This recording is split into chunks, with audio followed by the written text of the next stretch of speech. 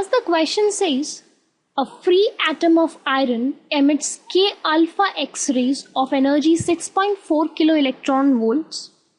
Calculate the recoil kinetic energy of the atom, and the mass of the iron atom is this much.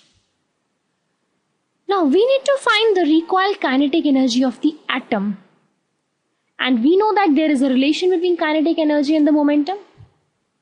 So listen, why I asked why the momentum only is because we need the terms that can be used in these atoms and the related concepts. So both kinetic energy and the momentum have their role to play. So, and we know that kinetic energy has a relation with the momentum. So if somehow I manage to find the momentum, then there may be some chances to get close to the answer at least.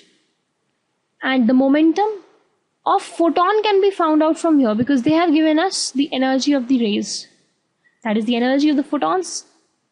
That is, we are having the momentum of the photon and we need the momentum of the atom. And obviously we have a relation, rather the collision theory relating both of them. So yes, we can proceed in this manner because we have bridged all the things.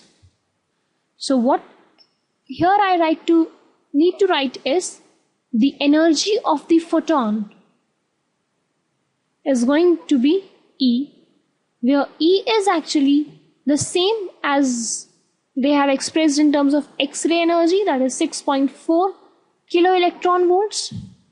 That is 6.4 into 10 to the power 3 electron volts. Now we have the energy of the photon and we need the momentum.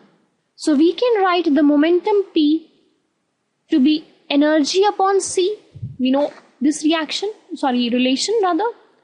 6.4 into 10 to the power 3 upon 3 into 10 to the power 8, giving us the momentum of the photon to be 3.41 into 10 to the power minus 24 kilograms per second.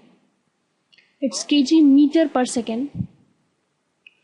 Now, we can apply the collision theory. Why I needed the collision theory was just because I had the momentum of photon and I need of the atom. And we know by this theory that the momentum of the photon is actually equals to the momentum of the atom here.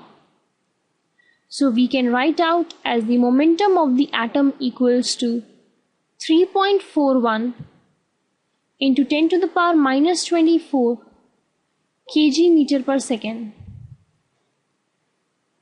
Now we have got the momentum of the atom, and as I mentioned to you before that the kinetic energy and the momentum are related, we can simply find out the kinetic energy. We all know since quite a long time that kinetic energy is P square by 2m. We know the P, we know the m, we need to find the kinetic energy. It's quite simple. Putting the values over here, we get 3.41 into 10 to the power minus 24 whole square over 2 into m that has been given as 9.3 into 10 to the power minus 26. But since we need to find it in EV, we need to divide it by 1.6 into 10 to the power minus 19. So that gives us 3.9 electron volts.